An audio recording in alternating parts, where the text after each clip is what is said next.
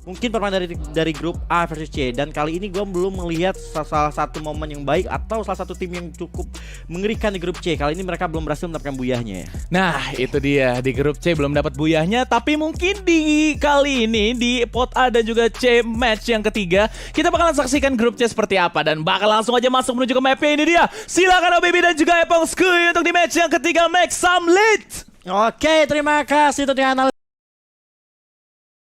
Adalah round ketiga ataupun bermuda terakhir pada hari ini. Kita bakal lihat pesawat dari arah Rinam Village menuju ke shipyard, dan kita lihat juga kali ini ada beberapa tim muda coba untuk ngamanin drop zone mereka masing-masing, seperti Mars Electric langsung dikuasai teman-teman dari tim Indostar, dan sementara kali ini kalau lihat Rosugo bakal bergerak di bagian Rinam Village, dan sementara kali ini tanpa adanya Eko dan juga tim dari Vincent Spartan tentu ya FFID dan tim RF lebih percaya diri ketika bermain di bagian atas bermuda. Oh baby.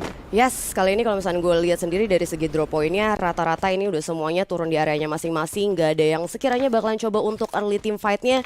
Bahkan kalau misalnya kita lihat, kali ini clock tower aja kosong. Tapi ternyata gue salah, karena kali ini di Bima Saktinya udah ada dua tim yang bakalan ketemu. Ini dari anak-anak mana nih Epong? Iya, tapi kita bakal lihat dari tim BRS dan juga Soloko Queen Toxic. Emang dari BRS Alien beberapa momen mereka selalu turun di bagian Bima Sakti, dan kali ini mereka bakal kedatangan tamu dari teman-teman dari tim Soloko Queen Toxic. Kalau lu lihat dari beberapa game sebelumnya, dia coba untuk turun di bagian kota tua maupun di bagian peak, dan kali ini mereka bakal coba untuk melakukan clash di arah Bima Sakti. Apakah bakal yang terjadi? Tapi kalau menurut gua dari segi resource harusnya dari tim Soloko udah cukup ready banget, dimana beberapa player udah menggunakan SMG weapon seperti MP40, dan juga kali ini dari seorang Bila bakal menginfo ke teman-temannya untuk posisi yang dimiliki dari teman-teman dari BRS untuk baby. Ya, tapi kali ini kalau misalnya kita lihat dari arah tim nomor 4-nya, mereka juga ngamanin untuk dari high ground-nya itu sendiri ya. Jadi kalau misalkan dari anak-anak Solokonya itu nggak benar-benar ngebawa tim fight-nya nyampe di area bawah untuk dari Bima Saktinya, gua rasa itu bakalan jauh lebih sulit buat anak-anak dari Soloko. Dan kali ini sepertinya udah langsung di open aja, masih dikit-dikit tapi sepertinya masih ada sedikit keraguan dari anak-anak Soloko mau coba untuk open vision terlebih dahulu. Iya, tapi kita lihat kali ini Ayah dan juga Micha udah menerima beberapa damage tentu ya dari musuh mereka. Tapi sementara Ayah nggak bisa berbuat banyak, mengetahui Tamara di atas dia, tapi nggak bisa melakukan tembakan tersebut karena tidak memiliki long range weapon tentunya. Tapi kali ini dari seorang Ayah dan kawan-kawan bakal mencoba untuk melakukan defense saja di balik sebuah rumah sabun di mereka miliki. Tapi sementara Amel mencoba untuk melakukan adu aim dengan musuhnya, tapi Amel nyaris saja terknockdown karena dia hanya menggunakan weaponnya itu plasma gun yang menurut gua cukup tidak worth untuk melakukan senjata jarak jauh tentu ya. Bener banget. Ditambah lagi kalau misalnya lu lihat kali ini HP-nya aja udah lumayan berkurang kan satu sama lain. Dan kalau misalkan lu intip juga resource medkitnya itu nyaris nihil. Rata-rata semua playernya itu 0. Dan kalau misalkan kayak yang kita tahu nih, Bima Sakti adalah center of the map dari map bermuda. Kalau misalkan tim fight-nya itu terbawa jauh lebih lama, mengingat juga kalau misalkan kita intip kali ini udah 1 menit berlalu, ini bakalan ada tim-tim yang coba untuk rotasi. Karena untuk ladies kali ini bermuda wilayah atas itu banyak banget tim-tim yang turun. Dan ngomongin soal dari bermuda, kalau dari atas pasti Bima Sakti, Katulistiwa itu pasti enak banget buat dilewatin juga. Dan menurut gue biasanya dari beberapa game gue lihat BRS ketika turun Bima Sakti itu beberapa kali mencoba menghindari team fight yang terjadi di early game. Tapi di game kali ini mereka nampaknya dipaksa untuk melakukan team fight, karena menurut gue posisi yang dimiliki seorang Micha dan juga Ayah udah cukup terpojok banget. Mereka nggak bisa untuk dipukul mundur lagi. Kali ini di mana Micha mencoba untuk memberikan informasi, walaupun Micha udah nggak punya medkit sama sekali, dia bakal coba untuk menahan di bagian rumah L-nya, di mana tadi udah ada juga satu skill clue yang diaktifkan untuk memberikan informasi kepada teman-temannya di manakah setiap posisi yang dimiliki oleh teman-teman dari BRS. Tapi kita bakal pindah dulu ke tim PBMKP kali ini yang sudah berada di kawasan bagian hangar. Mungkin mereka mencoba untuk bergeser ke area Rimnam Village ketika ada satu tim juga di Rimnam Village. Harusnya mereka bisa saja menjegat tim tersebut untuk keluar dari area Rimnam Village tersebut nanti, oh baby. Ya, tapi ini salah satu hal yang cukup menarik sih. Gue suka banget kalau misalkan clock tower itu dibikin kosong, hangarnya itu ada tim, Rimnamnya itu ada tim. Justru nanti jadi clutch team fight-nya itu bisa jadi di antara dari rumah kuning di arah Rimnam Village ataupun justru di arah dari clock tower itu sendiri. Tapi sepertinya kali ini bakalan terjadi di arah dari atas Rimnam Village-nya, karena udah ada satu player yang kelihatan. Tapi balik lagi ke Bima Sakti, ada satu player yang kali ini udah langsung di knockdown, Epong. Iya, tentunya. Dan kali ini Soloko Queen Toxic mencoba untuk melakukan pergerakan ke arah ras terhadap BRS. Tentunya udah cukup berani, udah mencoba untuk bergerak ke bagian rumah L. Ada musuh di sana, di mana kali ini seorang Bila dan satu rekannya bakal mencoba untuk 2 versus 2 situation. Tapi seorang Micha udah cukup sekarat. Mungkin tadi Micha berhasil knockdown, itu artinya membuat Soloko lebih percaya diri untuk melakukan ras terhadap tim BRS. BRS mereka mengetahui di mana satu player mereka udah cukup low heal point-nya, itu yang membuat mereka mencoba untuk maju. Keluar kembali Alena bakal mencoba target utama mereka. Gimana Alena bakal kena knockdown tapi seorang Tami dari belakang mencoba melakukan coverage kembali. Gimana dua player bakal kena knockdown dari masing-masing tim kali ini, di mana Micha mencoba untuk melakukan reviving terlebih dahulu bersama seorang Ayam mencoba dari grup, tapi seorang Tami dikena knockdown kembali, tapi Tami berhasil kali ini knockdown juga dari seorang Meow, tapi nampaknya Micha dan Tami terus di revive kembali. Tami bakal coba untuk di end saja dengan seorang Bila dengan M4A1-nya. Tersisa satu lagi dari tim orang BRS. Kali ini Ayah apakah mampu bertahan dari gempuran sebenarnya tim solo Covid Toxic, tapi seorang Bilanya harus knockdown. MP42 juta kali ini coba di spray lagi, terus seorang Ayah masih bisa gocek mencoba untuk kabur, tapi nggak bakal dikasih nafas oleh seorang Amel dengan plasma ganja. Masuk terus digocek kiri juga, karena jika terlalu lama tim bakal mengundang third party yang udah hadir di sana kalau di minimapnya. Tapi kalau lihat Bila masih terus mau lebih, nggak tahu kemana, digocek muter-muter rumah saja Baya. Luar biasa sekali. Iya, gocek terus. Akhirnya ke pick off dari tim Breakers. Aliannya harus tumbang, tapi seperti yang lu bilang terlalu lama tim Fact menghadirkan third party yang datang untuk fourth party bahkan. Toxic, di mana dua player berhasil di pick off gitu saja. Oh baby. Wah, ini sih benar-benar chaos banget karena nggak cuma ada third party aja, ada fourth party. Kali ini ada anak-anak dari GP yang udah langsung mulai join the fight ke arah dari Bima Sakti. Bahkan kali ini dari seorang Viola bakalan coba untuk nge-snipe dari ke arah dari Bima Sakti bagian bawah. Tapi di sisi lain LNR Viranya udah langsung dapetin satu player di sana ya Pong. Iya, tapi kalau dia juga kali ini tentunya FFID mencoba untuk melakukan tim fight kembali dengan tim solo kota, tapi mereka nggak sadar kalau mereka juga sedang ditantang oleh tim lainnya dari tim nomor 6 yang udah mulai bergerak di bagian Bima Sakti. Solo Queen Toxic yang melakukan tim fight di early game juga harus tumbang di posisi 11. Tapi kali ini tampaknya Lunanera pun bakal melakukan tim fight dengan tim FFID. Tapi jika mereka juga terlalu lamanya melakukan tim fightnya, bakal menghadirkan juga tim dari tim nomor 11 yang mencoba untuk bergeser dari Bima Sakti. Apakah mereka bakal coba komit melakukan tim fight-nya? Tapi menurut gua kali ini nggak bakal langsung coba melakukan tim fight. Dan juga tim FFID mengetahui dengan area tim yang hadir, mencoba untuk mundur ketika mereka udah kehilangan satu player yang nggak mau terburu-buru lagi kembali untuk melakukan tim fight kali ini dari tim FFID, dan memilih untuk tarik ulur dari kedua tim antara Lunanera dan juga FFID-nya. Oh baby. Ya, kali ini untuk di Bermuda untuk ronde ketiga ya, udah langsung dua tim yang dipulangin. Tapi sayang banget sekali lagi buat anak-anak dari Soloko, karena mengingat tadi Soloko sendiri udah langsung dapetin 4 poin kill sekaligus ya kalau misalkan gue nggak salah ya. Tapi harus langsung ditumbangkan gitu aja, harus tusun. Itulah dia kalau misalkan resiko main di tengah-tengah map gitu kan. Ditambah lagi juga tadi buying time untuk tim fight itu lumayan lama juga. Tapi kali ini sepertinya setelah FFID-nya itu udah langsung dipaksa rotasi lagi menuju ke arah dari Clock Tower, LNR bakalan ketemu lagi sama tim lain.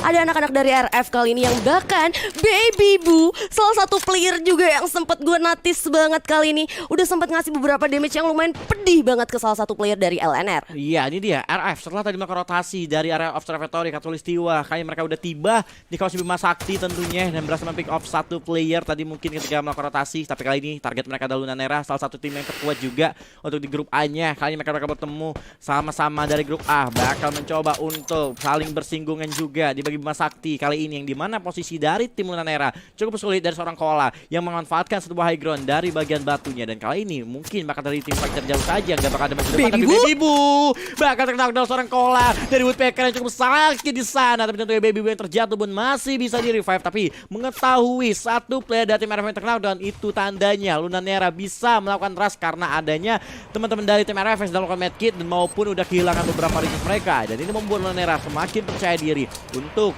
melakukan rush ke depan. Gimana seorang Cel melakukan flash freeze, tapi nampaknya belum membuahkan hasil. Dengan seorang Bibi, hati-hati Bibi masih bisa juga bertahan. Tapi kalau ini kalau orang Cel cukup health point-nya pindah dari belakang. Double barrel berhasil dari seorang Bibi. Dibalikin Vinda bakal terkena knockdown. Vira kali bakal backup. Max 7 on point. Kali ini bakal coba untuk mencari beberapa yang tersisa. 3 yang tersisa ternyata Vira dalam bahaya. Berhasil dari seorang Yurbi. Seorang Cel pelat backup melakukan ending terhadap teman dari RF. Masih dapat sendirian, yang dimana ternyata RF Axios yang harus rata di tangan tim Lunanera kali ini. Oh baby, Lunanera 5 kill point langsung aja masuk rotasi gitu kan, numpang-numpang. Tapi sepertinya kali ini ada di sedikit pinggiran dari Bima Sakti.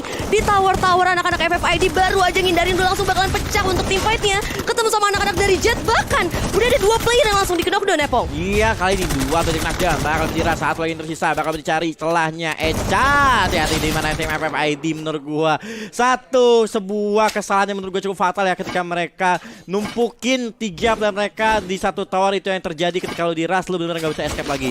Beda cerita ketika lu bisa tower gitu kan, tower banyak banget di bagian clock tower tersebut. Harusnya kayak lu di duanya di tower ini, satu lagi di sana buat lu bisa ngambil placement point. Tapi FFID menurut gua fatal banget. Mereka benar-benar nempatin 3 player di satu tempat yang sama yang membuat mereka ketika di rush langsung kerasa bisa jauh baby. Ya, ditambah lagi juga dengan adanya yang kayak sekarang ya, lu bisa lempar grenade dengan mudah, ditambah lagi juga M79 segala macemnya. Kalau misalkan satu tower dipakai untuk satu tim itu sangat disayangkan banget, tapi it's okay karena kali ini juga masih ada round yang tersisa pastinya buat anak-anak dari FFID tadi ya. Tapi shout out banget buat anak-anak dari Lunanera kayak yang tadi gue bilang 5 kill point mereka dapetin, mereka rotasi dengan timing yang sangat tepat banget masuk ke arah dari Bima Sakti. Mereka tahu kalau misalkan beberapa tim dari Ladies kali ini untuk bermuda itu suka banget untuk turun di area atas. Jadi timing mereka itu good banget. Ditambah lagi yang paling gue suka adalah follow up-nya dari tim Lunanera yang bener-bener cepet banget. Mereka tahu satu player udah di knockdown walaupun sebenarnya itu masih possible juga untuk di reviving, tapi udah langsung bener-bener satu player yang tadinya ada di batu atas dari arah bagian picknya langsung coba untuk turun ke bawah sampai mereka rapet banget dan langsung aja dimenangin tim fightnya sama anak-anak dari Lunanera, ngamanin 5 kill point, masuk arah 8 besar. Kalau misalkan mereka kayak bisa jauh lebih sustain sedikit sampai ke arah 5 besar, menurut gue itu satu hal yang bagus banget. Tambah lagi mereka juga ngamanin untuk dari arah tengahnya itu sendiri untuk map Bermuda. Iya, tentunya menjadi cuan banget untuk mengumpulkan poin lebih banyak lagi untuk tim Lunanera untuk bisa stay di top 6 untuk mengamankan tiket babak grand final malam hari ini. Tapi kalau lihat kali ini di bagian area hanggar ada tim dari tim PBM dan juga tim Jet. Ini yang gue bilang tadi terhadap FID.